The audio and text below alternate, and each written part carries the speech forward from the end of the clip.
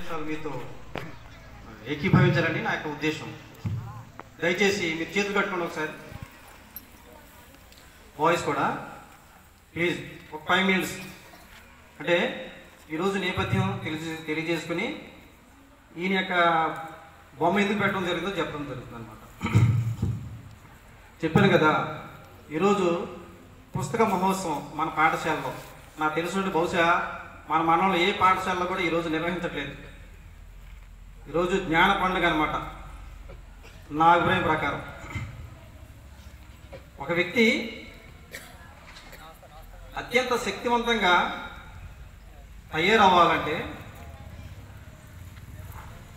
ఒకే ఒక ఆయుధం పుస్తకం. పుస్తకం నుండి అనేక విషయాలు మన మస్తిష్కంలోకి వెళ్ళాలన్నమాట.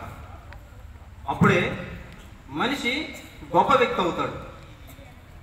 నిన్ను ఓదార్చేది, నీకు విలువలు నేర్పించేది, నిన్ను వెన్నుతట్టి ప్రోత్సహించేది, అన్ని రకాలుగా చేదోడు వాదోడుగా నిలిపేది ఒక పుస్తకం మాత్రమే. ఏపీజే అబ్దుల్ కలాం ఏమంటాడంటే, 10 నిమిషాలు మిత్రులతోటి నేను సోది కబుర్లు చెప్పడం కంటే పుస్తకాలతో గడపడం నాకు చాలా ఇష్టం అంటాడు అన్నమాట అబ్దుల్ కలాం గారు. అందువల్ల ఈ పుస్తకాలు మనకంత జ్ఞానాన్ని అందిస్తాయి. మరి ఈరోజే మనం ఎందుకు జరుపుకుంటున్నాం? నిన్న జరుపుకోవచ్చు, మనం జరుపుకోవచ్చు. నవంబర్ 14 ఎందుకు జరుపుకుంటున్నాం ఈ గ్రంథాలయ వారోత్సవాలు అంటే వ్యవస్థానుగతమైన మార్పు కోసం మన భారతదేశంలో అనేక ఉద్యమాలు జరిగాయి. అస్తిత్వ ఉద్యమాలు జరిగాయి. కులం కోసం, మతం కోసం, వర్గం కోసం, ప్రాంతీయ అస్తిత్వం కోసం ఉద్యమాలు జరిగినాయి. కానీ గ్రంథాలయ ఉద్యమం జరగటం మన భారతదేశంలో, అందులో ఆంధ్రప్రదేశ్లో జరగటం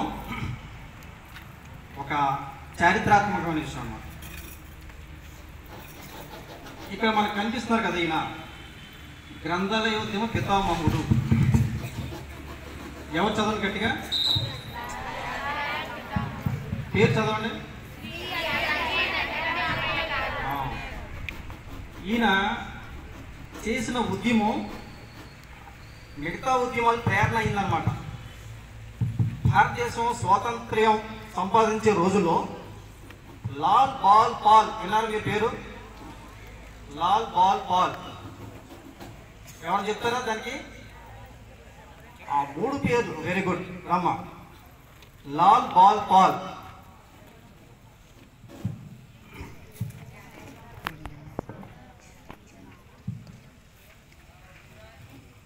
लाला लजपत राय, बाल गंगाधर तिलक, बिपिन चंद्र पाल. వెరీ గుడ్ అమ్మ, చాలు. ఈ 450 మంది పిల్లలు ఒక పిల్ల, ఒక విద్యార్థి పర్లేదు. ఆ విద్యార్థికి గురించి అయినా సరే మేము అనేక సమయం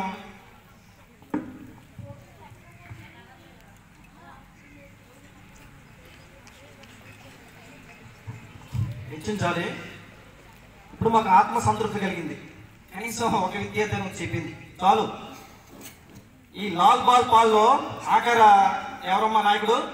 బిపిన్ చంద్ర పాల్. ఆయన ప్రసంగాలు విని, స్వాతంత్రోద్యమ సమరంలో ఆయన ప్రసంగాలు విని ఆకర్షితుడై ఈయన అయ్యంకి వెంకటరమణయ్య పంతులు గారు ఒక ఉద్యమం నడిపాడు. ఈయన మన తెలుగువాడే, ప్రక్క జిల్లా వాడే, తూర్పుగోదావరి జిల్లా కుంకుతూరు గ్రామంలో జన్మించాడు అన్నమాట. ఈయన మొట్టమొదట విజయవాడలో చిన్నగా గ్రంథాలయం ప్రారంభించాడు. విజయవాడలో గ్రంథాలయ సర్వస్వం అని ఒక పత్రిక నిర్వహించాడు. ఓడలా తిరిగాడు, ప్రతి గ్రామాన్ని తిరిగాడు. ప్రజలు జ్ఞాన సంపన్నులు అవ్వాలి, వాళ్ళు సుశక్తితో పెరగాలి, లక్ష్యం సాధించాలంటే పుస్తకాలు కావాలి అని ఒక ఉద్యమం నిర్వహించాడు మన ఆంధ్రప్రదేశ్లో. ఆ ఉద్యమం దేశవ్యాప్తంగా పాకింది. తదనుగుణంగానే 1924లో ఈయన చెప్పాను కదా, గ్రంథాలయ సర్వస్వం పత్రికను స్థాపించాడు. అప్పుడు స్వాతంత్రోద్యమ సందర్భంలో అనేక మంది రచనలు, ఉపన్యాసాలు ఈ గ్రంథాలయ ఉద్యమం కూడా సహకరించాయి అన్నమాట. మరి ఈ ఉద్యమ ఫలితంగా 1968 వినండి, ఇది 1968 నవంబర్ 14న మన భారత ప్రభుత్వం ఏం చేసిందంటే ఈ యొక్క ప్రాముఖ్యతను దేశంలో తెలియాలని, ఆయన పుట్టినరోజు కూడా కాదు, ఆయన పుట్టింది 1890 జూన్ 7, 1890 అని ఒక గ్రంథం ఉంది. 1888 అని ఒక పుస్తకం ఉందన్నమాట. సమగ్రమైన సమాచారం నాకు దొరకలేదు, కానీ 1890 జూన్ 7 ఆయన పుట్టినరోజు. చాలా మంది వాళ్ళ యొక్క పుట్టినరోజుల్ని దినోత్సవం నిర్వహించుకునే సంప్రదాయం మన భారతదేశం. కానీ ఇప్పుడైతే మన భారతదేశం నవంబర్ 14, 1968 ఆ యొక్క ప్రాముఖ్యత భారతదేశానికి తెలియజేసే ఉద్దేశంతో జాతీయ గ్రంథాలయ వారోత్సవం ఏర్పాటు చేయడం జరిగిందన్నమాట. అప్పటి నుంచి ఇప్పటికి 54 సంవత్సరాలు అయింది. 55వ సంవత్సరంలో ప్రవేశించాం. ప్రతి మండల కేంద్ర కేంద్రంలో ప్రతి మండలంలో ఒక గ్రంథాలయం ఉంటుంది. దాదాపుగా ప్రతి ఊర్లో కూడా గుడులు, గోపురాలు, చర్చిలు, మసీదులు అన్నీ ఉంటాయి. అక్కడ భగవంతుడు మనకి అనుగ్రహిస్తాడో లేదో తెలియదు, కానీ గ్రంథాలయానికి వెళ్తే మాత్రం నీవు ఖచ్చితంగా లక్ష్య సాధనలో ముందుంటావు. అర్థమైందమ్మా? ప్రతి మండల కేంద్రం ఉంటుందన్నమాట ఒక గ్రంథాలయం. గ్రంథాలయానికి వెళ్ళి ఎప్పుడైనా సరే మీరు చూడండి, మనకి ద్వారకంలో ఉంది, మన భీముడలో ఉంది, సార్ చెప్పినట్టు ఏలూరులో సెంట్రల్ లైబ్రరీలో ఉంది. వెళ్ళి ఒక అరగంట కూర్చుని మేమందరం కూడా లైబ్రరీకి వెళ్ళినామని, వెంకటేశ్వర మేస్టర్ అందరం మేమందరం కూడా అక్కడ హెచ్ఎం గారు, కాంపిటేటివ్ గారు, మేడం గారు అందరూ కూడా అక్కడికి ప్రిపేర్ అయినా ఉన్నాయి. అక్కడికి వెళ్ళి ఒక 10 నిమిషాలు మీరు టైం స్పెండ్ చేయండి. అంటే ఏలూరు వెళ్ళక్కర్లేదు, మన పాఠశాల లైబ్రరీ ఉంది. ఖాళీ పీరియడ్లో చక్కగా ఒక పుస్తకం తీసుకెళ్ళి చదువుకోవద్దు. ఈ విధంగా మీకు ఎప్పుడైతే పుస్తకాల పట్ల ఆకర్షితులై, వ్యక్తుల పట్ల వద్దు ఆకర్షితం, వ్యక్తులు వద్దు, హీరోలు వద్దు, హీరోయిన్లు వద్దు, వేటి పట్ల ఆకర్షితం అవ్వాలి అమ్మా చెప్పండి? పుస్తకాలే. పుస్తకాల పట్ల మనం ఎప్పుడైతే ఆకర్షితులయ్యామో అందులోని జ్ఞానం మనకి మస్తిష్కంలోకి వెళ్తుంది అన్నమాట. మరి అందుకనే మేము ఏం చేసామంటే మన పాఠశాల ఉన్న మొత్తం అన్ని పుస్తకాలు, నాకు కూడా తెలియదు, నేను రమేష్ మేస్టర్ ఈ గ్రంథాలయం పుస్తకాలు నిర్వహిస్తుంటాం, ఇన్ని పుస్తకాలు ఉన్న సంగతి నాకు కూడా తెలియదు. అందుకనే ఈరోజు 7 పీరియడ్లు హెచ్ఎం గారి పర్మిషన్ అడిగి ప్రభుత్వ ఆదేశాలు కూడా ఉన్నాయన్నమాట, ఖచ్చితంగా ఈ పుస్తక ప్రదర్శన చేయండి. అలాగే సామూహిక పుస్తక పఠనం జరిగిందనుకో, ఇది మీకు జీవితంలో ఒక అటువంటి విలువైన ఒక సంఘటన అన్నమాట, గుర్తుంచుకునే సంఘటన.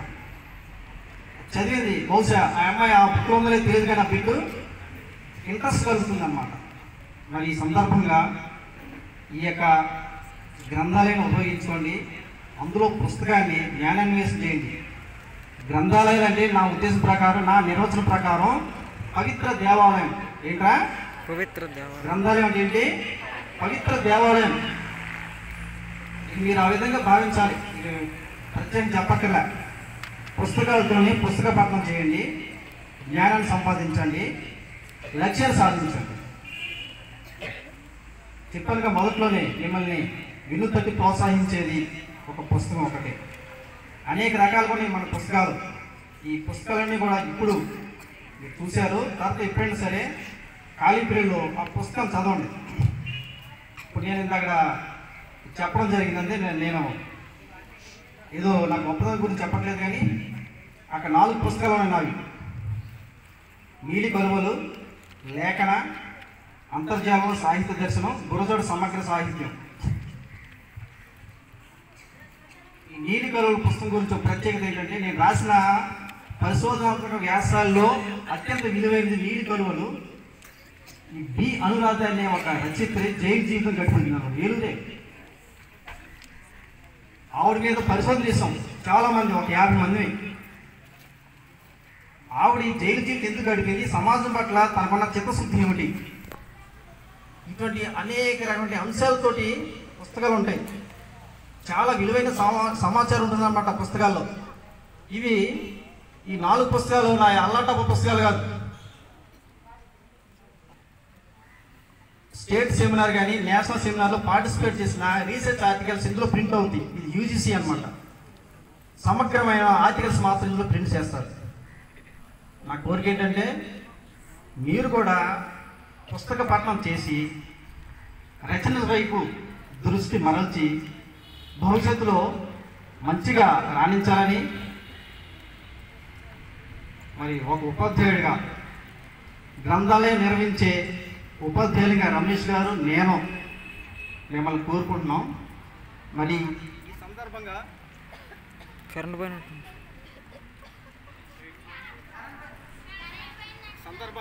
వ్యాసరచన పోటీలు నిర్వహించాము, అలాగే వక్తృత్వ పోటీలు నిర్వహించాము అన్నమాట. వీటి గురించి రమేష్ గారు షేర్ చేసుకుంటారు. నిజంగా వ్యాసరచన పోటీల్లో పిల్లలు అద్భుతంగా రాశారు.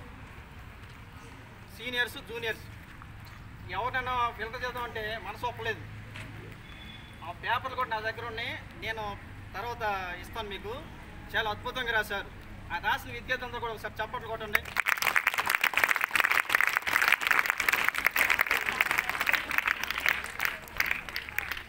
ముందుగా జూనియర్స్ సార్ చెప్పారు కదా, ఇంతవరకు చాలా విషయాలు మీరు విన్నారు. ప్రతి సందర్భంలోనూ మీ తరగతి గదిలోనే చాలా సందర్భాల్లో, అంటే ఏ సందర్భం పుస్తకాల గురించి వస్తుందో ఆ సందర్భాల్లో మీకు చెప్పడం జరుగుతూ ఉంది. కాబట్టి good reader is a good leader. ఏంటి? Good reader is a good leader. కాబట్టి పాతకాలంలో బాగా చెప్తా ఉండేవాడు, చిరిగిన చొక్కా అయినా తొడుక్కో, ఒక మంచి పుస్తకం కొనుక్కో, పుస్తకాలే నేస్తారు. కాబట్టి ఈ 3 మాటలు బాగా గుర్తుంచుకుని విద్యార్థులుగా మీరు మంచిగా చదివి మంచి జ్ఞానాన్ని సంపాదించి మంచి భవిష్యత్తులో మంచి ప్రయోజకులు అవ్వాలని కోరుకుంటా ఉన్నాను. Okay, thank you. అలాగే ఏం చేస్తుంటే ఆఖరి రసబస అయిపోతుంది. మీరు 1 by 1 పుస్తకాలు ఒక లైన్లో ఒకరు గ్యాదర్ చేయండి, ఎవరు లేకపోతే.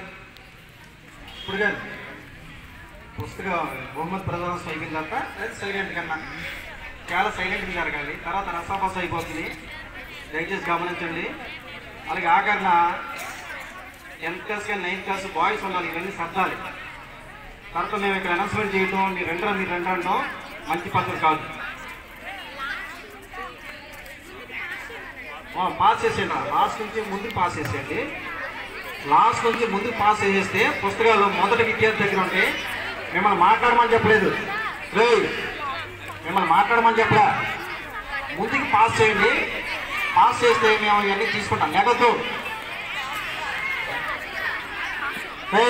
మీరు విజిలేయండి, మీరు విజిలైతే అనుకున్నాం. ఓకే, సరే. ఈ బహుమతి ప్రధానోత్సవం అలాగే ముగింపు కార్యక్రమం కూడా రమేష్ గారు నిర్వహిస్తారు. ఓకేనా సార్, మీకు చెప్పారు కదా వక్తృత్వం అలాగే వ్యాసరచన పోటీ నిర్వహించడం జరిగింది. వ్యాసరచన చాలా అద్భుతంగా 4 పిల్లలు పోటీ పడ్డారు. కానీ 4 పిల్లలకు కూడా ప్రైజెస్ ఇవ్వడం జరుగుతూ ఉంది. కానీ వీరిలో ప్రథమ స్థానంలో నిలిచిన వాళ్ళు ఓకే పుట్టినరోజు సందర్భంగా మన పాఠశాలకు పుస్తకాలని బహుమతిగా ఇచ్చినటువంటి పిల్లల పేర్లు చెప్తారు సార్. నిలబడండి. హెచ్ఎం గారికి మీరిచ్చే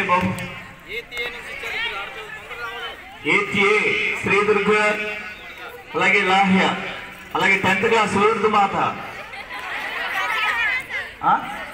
సారీ దూర్గ్ సంజన. ఇంకా ఎవరన్నా ఇచ్చారా నాన్న? మీరు ఎవరన్నా ఇచ్చారా? ఓకే, వీళ్ళకి గట్టిగా చెప్పలేదు. మనం ఇచ్చినటువంటి ఆహ్వానానికి వాళ్ళు స్పందించి చక్కగా వాళ్ళ పుట్టినరోజు నాడు చక్కటి పుస్తకాలు వాళ్ళు బహుకరించారు. గట్టిగా చప్పట్లు కొట్టాలి. కొట్టాలా? అలాగే మిగతా మీరు కూడా మీ పుట్టినరోజు నాడు తప్పనిసరిగా ఒక పుస్తకాన్ని బహుమతి ప్రదానం చేయాలి అని అంటే తీర్మానం కూడా చేసుకోండి. Okay, thank you. అలాగే ఆ బుక్స్ కూడా ఇప్పుడు ఉన్నటువంటి మన పుస్తకాలకి వాళ్ళ లైబ్రరీకి మరలా వాళ్ళు మనకి డొనేట్ చేస్తా ఉన్నారు. ఓకే, చాలా చక్కటి కార్యక్రమం. ఈ వ్యాస రచనలో ప్రథమ స్థానంలో నిలిచిన పి లక్ష్మి, గట్టిగా చప్పట్లు పెట్టండి, గట్టిగా చప్పట్లు పెట్టండి. సార్ చెప్పినట్టుగా వీళ్ళు చాలా అద్భుతంగా రాశారు. మన హెచ్ఎం గారి చేతుల మీదుగా ప్రథమ బహుమతి తీసుకోవాల్సిందిగా కోరుతా ఉన్నాం. అలాగే శరణ్య సెకండ్ ప్రైజ్, అలాగే మానస సెకండ్ ప్రైజ్, అలాగే లిఖిత సెకండ్ ప్రైజ్. గట్టిగా చెప్పండి. నలుగురు కూడా చాలా చక్కగా రాశారు. అలాగే వ్యాస రచనలో సీనియర్స్ విభాగంలో బి మాధురి 10th క్లాస్, గట్టిగా చెప్పండి పెట్టండి. ప్రథమ స్థానంలో నిలబడింది. చప్పట్లు కొడతారు మీరు. అలాగే లక్ష్మీప్రియ 9th A సెక్షన్, గట్టిగా చెప్పండి పెట్టాలి. బాయ్స్ కొట్టరే, దీనికి మాత్రం పార్టిసిపేట్ మీకు ఓపిక రాదు. అలాగే Tarunasri 10th B section, Tarunasri, గట్టిగా చెప్పండి పెట్టాలి.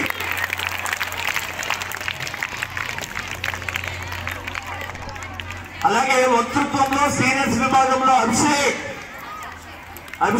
గట్టిగా చప్పట్లు పెట్టిన వారికి. అలాగే బి మాధురి వక్తృత్వంలో ద్వితీయ స్థానంలో నిలబడింది బి మాధురి. అలాగే జ్యోతిక వక్తృత్వంలో జ్యోతిక, గట్టిగా చప్పట్లు పెట్టాలి. అలాగే వక్తృత్వంలో ప్రథమ స్థానంలో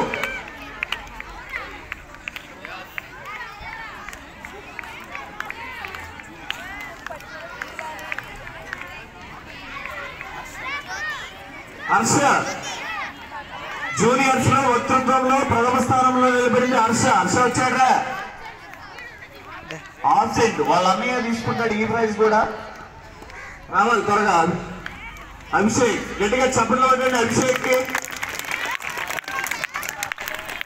అలాగే లాహ్య ద్వితీయ స్థానంలో వచ్చారు. లాహ్య శ్రీ,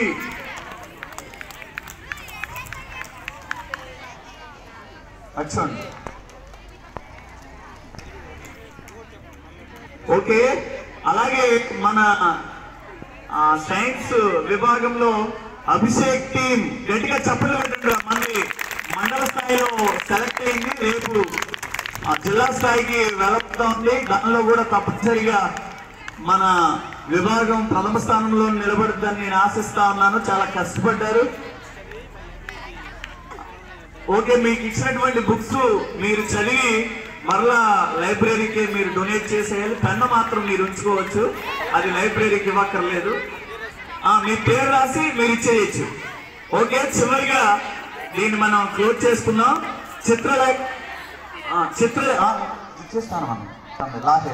ఓకే, చివరిగా చిత్రలేఖనం. మన ముందు డ్రాయింగ్ మాస్టర్ తన వారసత్వాన్ని దింపారు. లోకేష్, గట్టిగా చప్పట్లు పెట్టండి. ఈ చిత్రపటాన్ని వేసింది అయ్యంకి